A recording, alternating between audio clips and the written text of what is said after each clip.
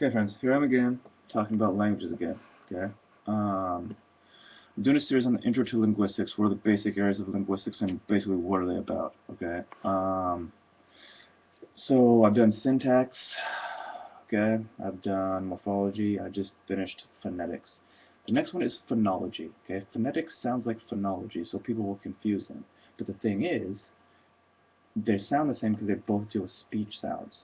Phonetics deals with describing speech sounds, the speech tract, and what I just talked about in my last video.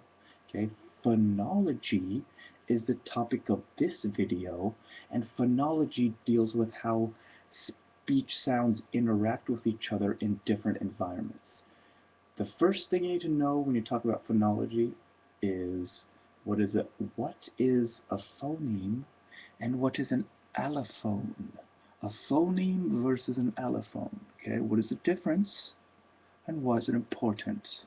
Here is a brief overview of what this video will talk about. I will talk about introduction to phonology. What is phonology? I will talk about morphemes and allophones. I will give examples of this, and I'll pretty much stop because that's all I'm going to talk about. Okay, and that's pretty much the basics. Okay, so what is phonology? Let me give you a definition of phonology. Phonology is a study of how speech sounds interact with each other based on the environment they're in. What does that mean? Okay? How do speech sounds interact with each other in an environment? What's an environment? What does that mean? Okay? A precursor to this video is phonology. Watch the phonology video first. Okay? Here's an example of a phonological alteration from English, which is also an example from my morphology video. Okay? We talked about morphology, we talked about morphemes. Okay? Dog, dogs. Dogs. Okay, dogs. How many dogs do you have? I've got 3 dogs. How many cats do you have? I've got 2 cats and 3 dogs. Okay? What about horse? I've got 2 horses. Cats, dogs, horses.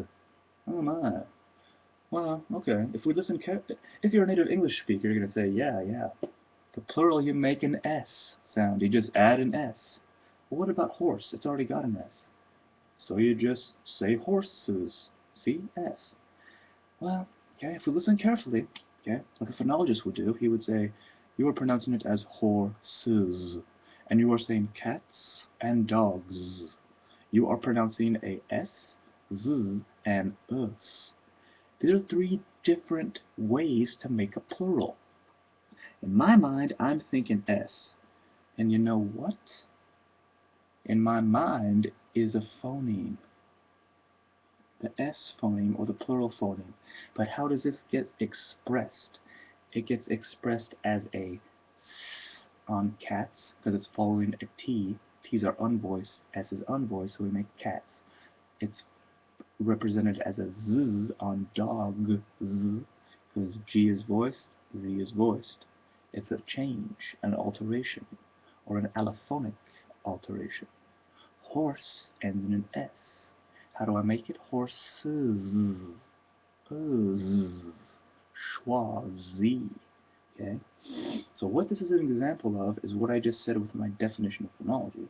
It's the study of how speech sounds interact in different environments, and this is an example of an allophonic variation as far as the English plural S. Okay, take a while, write down your notes. Okay, let's sink into a little bit, some new information coming at you.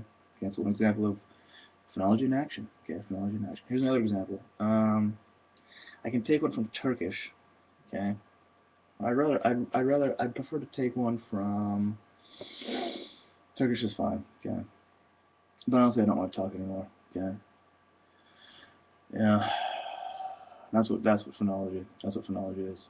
Okay.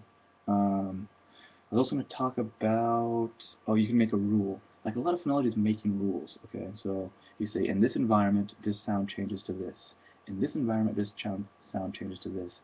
And basically, you take the example of plural in English, and if you're a linguist, you're going to be able to see, okay, these are different allophones. Because why? Because the idea is the same. And then you go ahead and make the phoneme as an S, right? And so some people want to analyze a language, like, you're going to see different representations of the phonological sketch. So like one scholar or one linguist is going to say, these are the sounds of the language, these are the allophones. A different guy could analyze it differently for the very reason, take example English plurals, some dude could say, okay, S and Z, this is an S phoneme or a Z phoneme, and he'll put S or Z in his chart, right? And then he'll say S is an allophone or Z is an allophone. So that's just why different people get different representations of their phonological sketches or charts. Alright, I'm done. I'm done talking. Alright, you got any questions? Okay, you got any recommendations for videos? Let me know. Okay, and keep on studying, keep on learning languages.